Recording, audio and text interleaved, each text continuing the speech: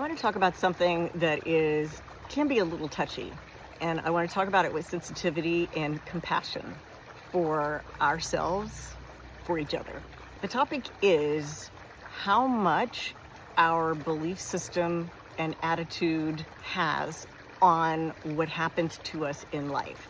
And what do I mean by that? A negative example I'll give you that's easy to identify is my parents were both smart and educated and curious and had good intentions, and yet both of them, for a number of different reasons, had the outlook that people were out to get them. People were out to, in my mother's case, take advantage of her, and so that tended to happen to her. In my dad's case, he was angry. He had a lot of reasons. They both had childhood trauma that was unresolved, and so I share compassion for them for what they went through to get there. I want to talk about how this manifests when you have whatever your belief is on how people will treat you has such a huge impact on that reality. In my dad's case, he was always angry, and he had a way of making other people angry. Everywhere he went, he was annoying people, and he was a tall man. He was 6'6", 220 pounds, and he just was intimidating and not very kind. And that had what impact? Even when we went to a restaurant, people were afraid of him, and they weren't nice. And when you're afraid of somebody, then you don't give them the warmest reception, right? I saw both my parents, through no intentions of their own, alienate people. And I saw them have pretty much very unhappy lives in the end. And I made a note that I wanted to do things differently. Here's what I've learned from listening to a lot of people who are experts in behavior and changes, watching experts talk about how to deal with difficult people. I've done a lot of professional and personal development training and have enjoyed it. What started out as a great way to help me do better in sales in the late 80s turned into this is just self-life improvement that works kind of across all the categories. I share. Take what you want, leave the rest. I'll be curious to see what you guys think about what I'm about to share. All right. We are not aware that we make micro decisions in our brains about how we respond. Not only how we respond emotionally, but physically, what our face is doing, what our body is doing. And I'm thinking about the percentage of communication that's nonverbal between humans. It is something like 60%. Don't quote me there. It's a big percent. It isn't just the words that we say. It is how we perceive others, how we perceive ourselves, how we feel about ourselves. I'll give you an example of how body language can change how people respond to you. All right. So imagine I am in an interview with 5 people around a table, and they're talking about their vision for this company and the challenges that they have and how they perceive that those challenges can be overcome with good marketing. I was interviewing for a marketing director job. I chimed in, I leaned forward to be actively engaged and to share my wisdom and observations with them. And as I was talking, this went on for a few minutes, and as I was talking, I noticed that they were pulling back. They were engaging less, and I was losing them. I could see that I was losing them, and I really wanted this job. What I did was I thought, they don't want me to talk and engage. Here's what I did. I leaned back, I put my arm over a chair, and I made myself open, very, very open. I leaned back and I stopped talking. Do you know what happened? I got the job. And as you can imagine, once I got the job, they didn't want me to talk also in the job. That continued, and it wasn't a great job because in the end, they didn't want my feedback. They didn't want my expertise. That didn't end up being a great job for me, but it was a building block to get me to the next job. It ended up being a good springboard and an interesting lesson to learn. If that's how they interview you, that's how they're going to be in the real world. All I did was change how I interacted with them. I changed my body language, and I stopped talking, and I let them do the talking. And that environment was what I challenge you to think of a time when you noticed, maybe you've never had this experience, but can you think of a time where you've noticed someone, maybe it's a family member, maybe it's yourself, who had an expectation of how people would treat them, a preconceived expectation, a preconceived idea of how people were going to treat them, and then you saw that play out? Can you think of a time like that? I'll give you an alternate example of going back to my parents' story, when they both just were unresolved and angry and had a way of bringing out the worst in people. And I decided to, and it's partly my wiring, I'm just wired to be a more positive outlook person, and I'm really grateful for that. But there have been a lot of challenges along the way. My life hasn't been easy. Most people's lives haven't been easier, and there's people who've had it way worse than me. We don't need to play the competition who's had the worst life. That's a terrible game to play. I don't recommend it. The example I'm thinking of is here's a great example. I was in story time. My husband and I were returning from Mexico to Texas after a business meeting, and we were at the airport in Cabo San Lucas. It was really crowded. This is early post-COVID, so there was still chaos. The airport didn't quite know how to manage it. There were just people everywhere, and it was just chaos. We're in a line to check in and check our bags, and it was moving slower than molasses. And I am not good at math, but I could tell that at this rate, we were going to lose our flight. We were going to miss our flight. And I didn't want to get stuck and you don't want to get stuck in a country when you need to get home. So I thought about, what can I do here? What do I have at my fingertips I can do anything with?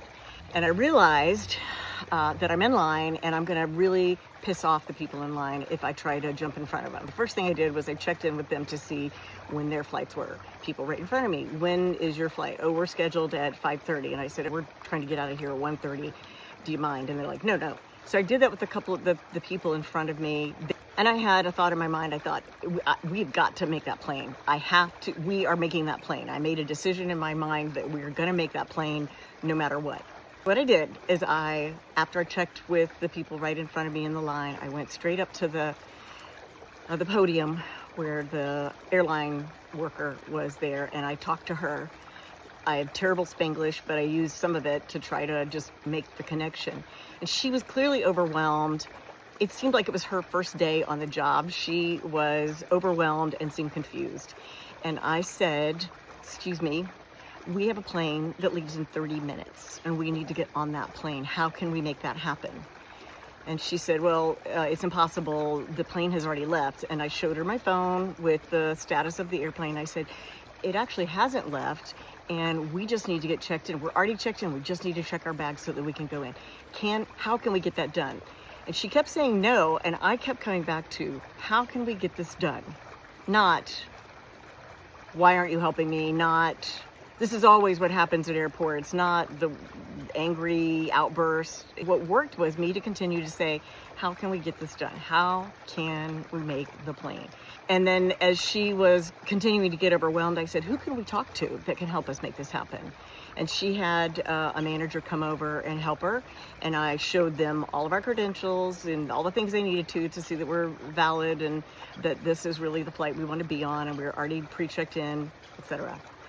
And she and the manager and me made it happen. And while I was getting that done, my husband was holding her spot in line, and there was a man behind him who, when he saw me leave the line to go talk to the worker at the podium, he said, you're gonna let your wife do this for you? And here's what's so funny. My husband goes, oh, just watch. He knew I was gonna make it happen because I do this kind of thing regularly. And so I'm not saying it always works. I'm just saying I had the belief that we were gonna make it happen, that we were gonna make that plane, and I checked with the people in front of me, and then I went and made it possible for her to help us get that done. And we did run through the airport holding our shoes and running. It was not pretty at all. And then we're sweating. When we finally got there, we did make our plane. We got home. That wouldn't have worked if I'd been, look, we've been in line, blah, blah, blah. You know how we all start off thinking that we're frustrated and we want respect or to be heard or whatever. I didn't do that because that doesn't work as well. I partnered with her to say, how can we work together to get this done. And again, doesn't always work, but it has worked a lot of times to take this very approach and be very clear on what I want. I just want to get on the airplane. I don't need you to tell me I'm right. I don't need validation of anything. I just want to get on the plane. The prime directive is get on the plane. And that has been very effective in life for me. And so I want to find out, is that something you guys have experienced yourself? Have you tried this sort of thing? What have you observed in life about people's expectations of how others are going to respond to them actually occur? Because it's really easy to focus on what feels unfair, what is not going our way, what feels disappointing, and why. Why is it easy? This is just sweat running down. It's really hot. See the rosy cheeks? It's just because I'm hot. It's not, it's natural blush. I got to go in a minute. Thriving, surviving. And if you like thriving and you like the idea of helping others thrive, wear thriving on your body, wear it with pride. That's what I'm doing right now. And I encourage you to do the same. And if you like that, then please follow and check out my link and go look and see if there's a cap you want to buy, a shirt, a hoodie, a gratitude. If that's something that maybe you want to send to somebody as a great gift, feel free to do that. What's nice about that is if you buy something from thriversurvivor.shop, is a percentage of those sales all go to bladder cancer research through Bladder Cancer Advocacy Network. It's a good win-win sort of situation. Back to the story. It is easy for us to stay in frustrated, disappointed. It's not working out. I have made 500 calls to these people and they still aren't getting back to me. I've made 500 calls to these people and they're still not getting back to me. An example would be you meet somebody at an event and you get to talking to each other and you realize there's an opportunity for you to do some research with them, and that's going to benefit them and you bring that up as an idea. You have a very interesting conversation about this, and the person says, for sure, 100%, I want to look you up. Let's connect after this event and let's make this happen. And you go, great. And you're so excited because that sounds really, there's a lot of buy-in, they're committed, you're committed, and you think this is going to be a great win-win for both of you. And you start reaching out afterwards. And they go, I to 100% want to do that, and I can't right now, but call me next month. And you keep getting the push off. And it starts to feel like they really don't want to do it anymore. And there's two things I want to say about this. One, we can have the intention, 100% true intention of wanting to do something in the moment when we're having a conversation with somebody, and really mean that we're going to take action and make that happen. And then later, in our super distracted world, that starts to float down lower on the list. You still intend to do it, but urgency from all those other things come in and they sort of hijack that topic. And if this weren't true, the world would be a different place. There's not even a reason for me to go into what that would mean if this wasn't true. Because we're so distracted, we have good intentions and we don't always get around to doing them.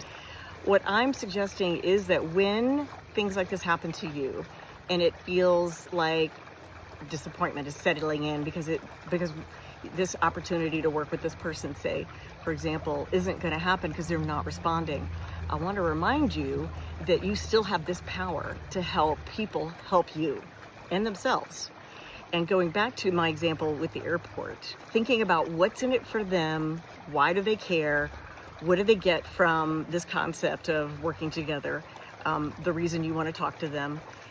Constantly keep in the front of your mind and in your communications what's in it for them.